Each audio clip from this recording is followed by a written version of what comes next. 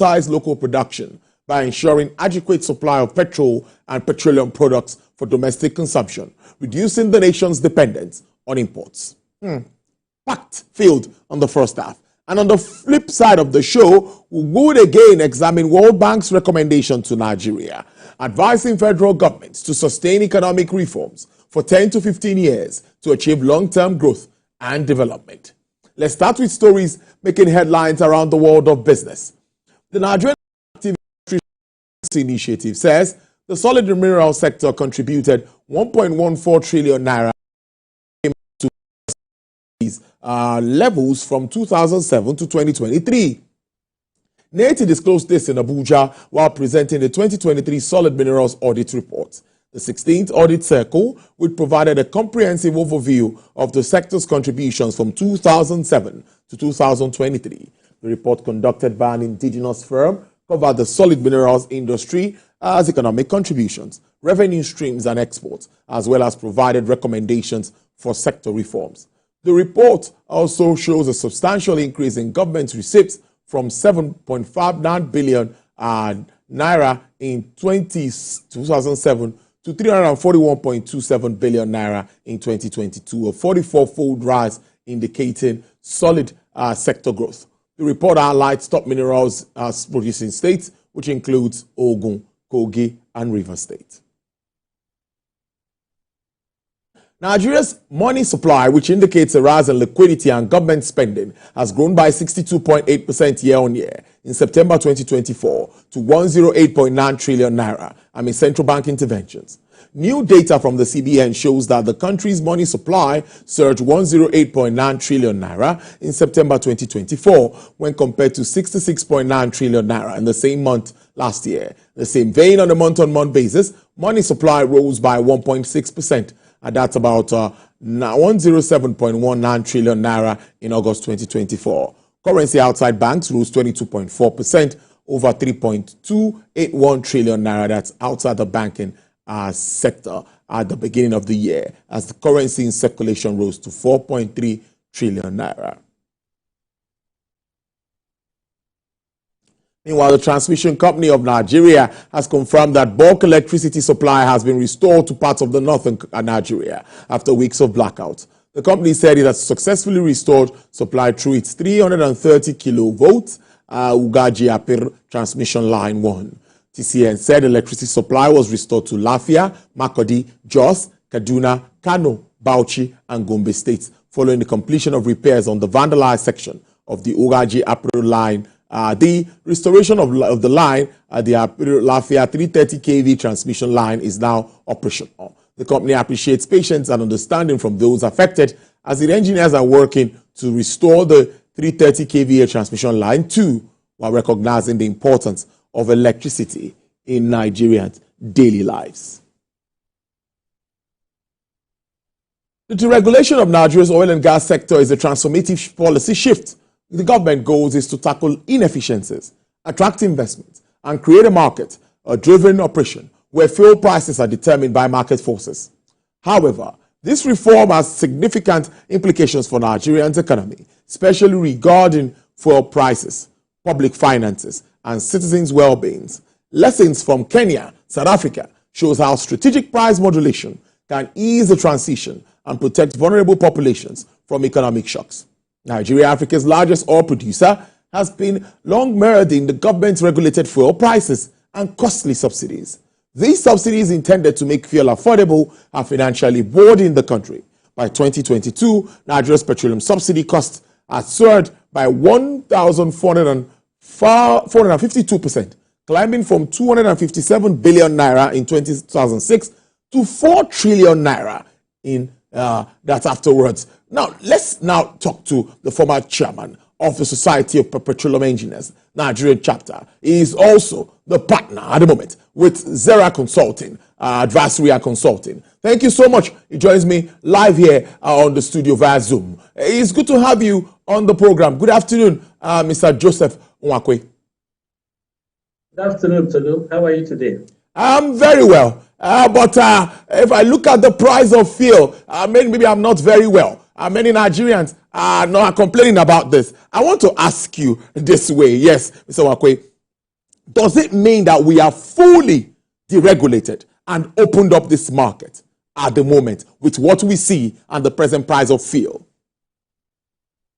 Yes, I think it's clear that the market has been priced deregulated, or in other words, liberalized. Remember, we've talked about this a long time. We talked about fixing the supply side before price regulation, but obviously we didn't follow that part. We were hard put to do that. So right now, my sense is that the market has been fully priced, regulated.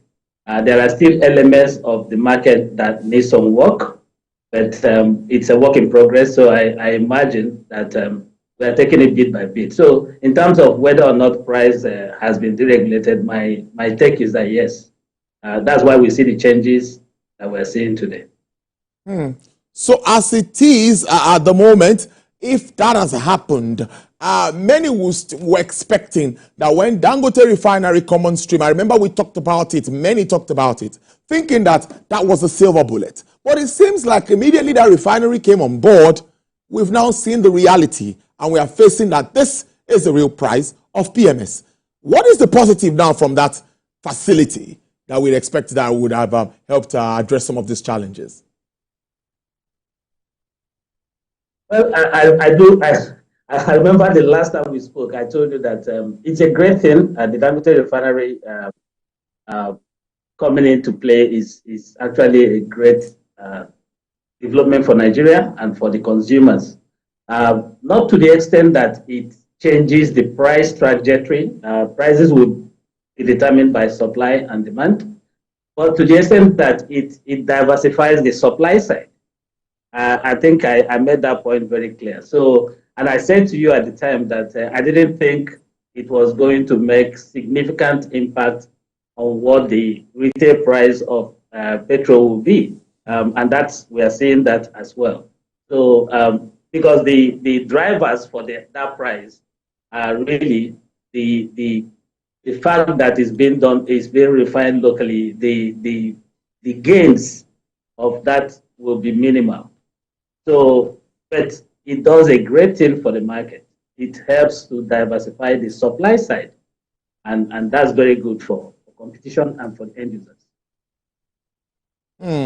Now that government has also come up with the Naira for crude deal arrangement, many say that that is also a welcome development. But analysts like you, or some analysts, have also argued that this could just help with the regards of maybe preserving our currency, giving it a bit of strength, and the scrambling for dollars might reduce. That doesn't necessarily affect any other thing. Well, until I see the deal, I haven't seen the full disclosure on what the deal says. But I'll generally say that it's good from a policy perspective. It's a good thing to sell in the local currency. No question on that. But there's a flip side. It means that the reserve account, the federation account, will get Naira credit rather than dollar credit. We see that.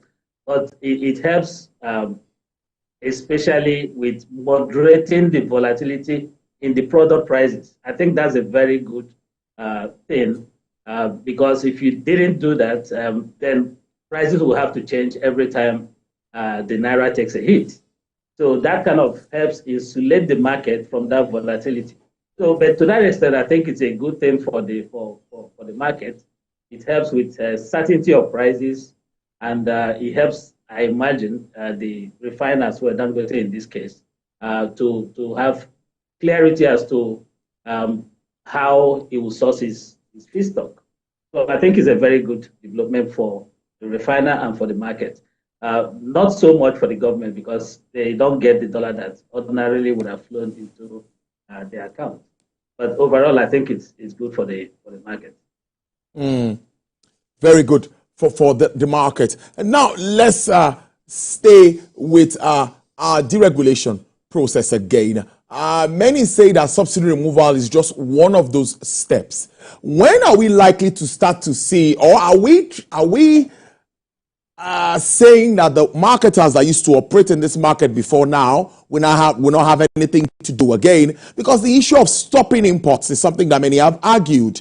And the reports that we as journalists have seen shows that the Dangote refinery is yet to meet the demand, daily supply demand and all of that. So what do you make of imports? Is that market still as attractive as it used to be? Will marketers want to get into this business at this time? Okay, I'll take it step by step. So let's recognize that what works for the end user is fair prices, right?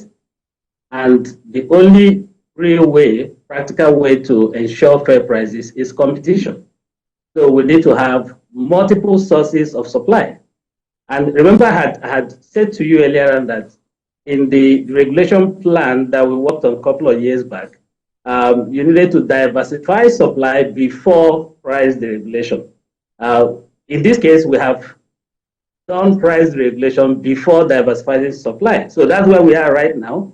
I think all the noise about the refinery and whether imports should be stopped or not has to do with we're trying to figure out what to do with the supply side. My personal view is that the more the merrier. And when you say stopping imports, technically speaking, Dangote is any product from Dangote into Nigeria is an import as well. So I think we need to, take it step by step. The market, the price regulation, I think, has worked better than most had suspected, and we should just allow the market to evolve. Stopping imports restricts supply side, and that would not be in the interest of the end users, in my view. So I think we need to allow the market forces to kick in. That is the only time the end users get fair prices. So I don't know if I've answered your question. But Mr. Wakwe, the smaller refineries that we'll be talking about, the modular refineries and all, I don't know if I should ask this way, are they really relevant? Are they consequential when it comes to their impact on this refining business? Yes, I would say they are consequential. Remember that right now they are few. They are way too few to make significant impact. And remember that they are not producing, none of them is producing petrol for now. They are all producing diesel. And with time, so they are doing two things. They will gradually move into the petrol space over time. But more important too is that we are now building the competencies, refining skill sets domestically. So you have companies that have been running for maybe the last 5-6 years. So we are building capacity in those areas. So it's important is that they are contributing in their little space, but the expectation is that they will scale in time and hopefully get into the PMS space, and that will be good for the market. But there's a fear. Even marketers are saying it's possible we get to 1,500 Naira per litre, probably before the end of the year. If that happens, that is scary. Mr. Wakwe, what do you make of this? Look at what is happening, geopolitical tensions everywhere, the impact on the price of crude. Well, yes, if oil prices go up to $90 per barrel, that would not be good for Nigeria. Sorry, I didn't get that. I said that would not be too good for Nigeria. While we'll be making more money, we'll be paying more for PMS, for fuel. Okay, so it depends on which pocket it goes into, right?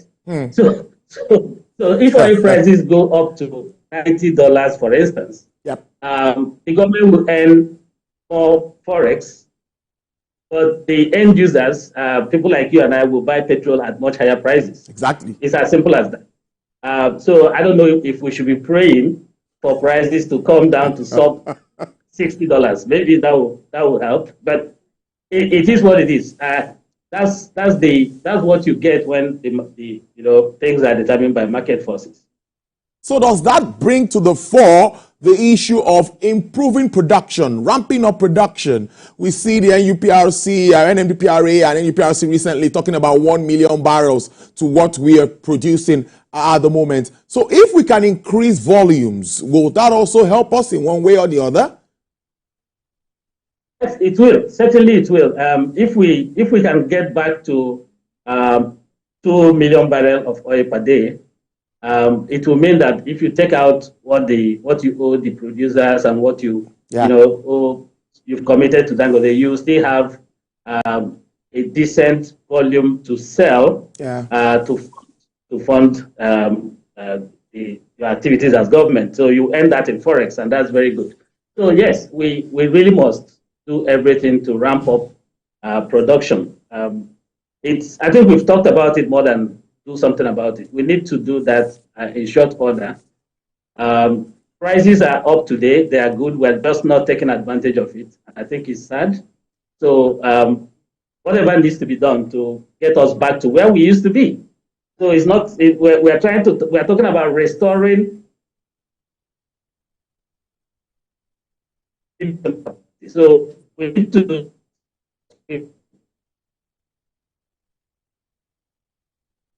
Wow. For me, I think it's a good thing that the NPRC has identified it as a project. So they should, it will be very, very important for the country, especially as we deal with a declining Naira. So before I let you go, where are we with regards to the PIA? A lot of talks and a lot of work being done, even in the gas space, but where are we with regards to the PIA? Oh, well, the PIA, I think we are making progress, but maybe too slow for people like me. I had expected that implementation will be a lot faster than this. But certainly we are making, price regulation is a big one, Section 205. That has happened now. So I think we are making slow and steady progress. They are building up regulatory capacity, maybe not as fast as I would have wished, but it's happening. So overall, I think if you ask me, it's taken us a while, but I think we are right on track. And I hope that they kind of continue along that line. Hopefully, we'll be able to start getting the level of activity that we need, the level of investment. Because really, what is hurting both the output, whether it's gas, whether it's oil, it's really the level of investment. Investments have dried up over time, and we need to do everything to get that back. And the government has since clear about going about that. So hopefully, in a short period of time, we might start to see ramp up in rig count and all that, and hopefully that will help restore volumes and life to the industry. Does it look like we are still attracting, or we are set to attract the needed investments? I've seen some executive bills. I've seen moves really by government. But are you sure that we are opened up really for business? Now, specifically, the oil and gas industry. How attractive is Nigeria at the moment?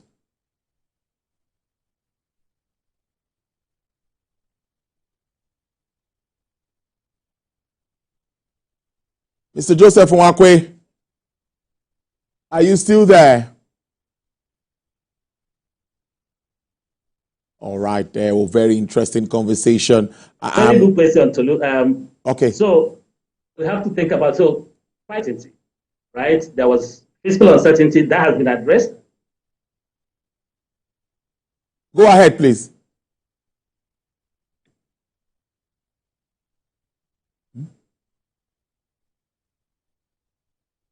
Yeah. Okay, go ahead. Okay, so I think we have to deal with that. Then we have to deal with the above ground risk, the ease of doing business issues. I think there are quite a few things that investors are looking for in that space that are not yet happening. It's still a very difficult business environment, and I think we need to focus on addressing some of those to be able to, attract the much needed investments. So there are quite some challenges with doing business here that we need to deal with. Partner, Zero Advisory and Consulting, former chairman of the Society of Petroleum Engineers Nigerian chapter. I've been speaking to Mr. Joseph Nwakwe. Thank you so much. Do enjoy the rest of your day. We appreciate this. Thank you, Tolu. Have a great day. All right, there.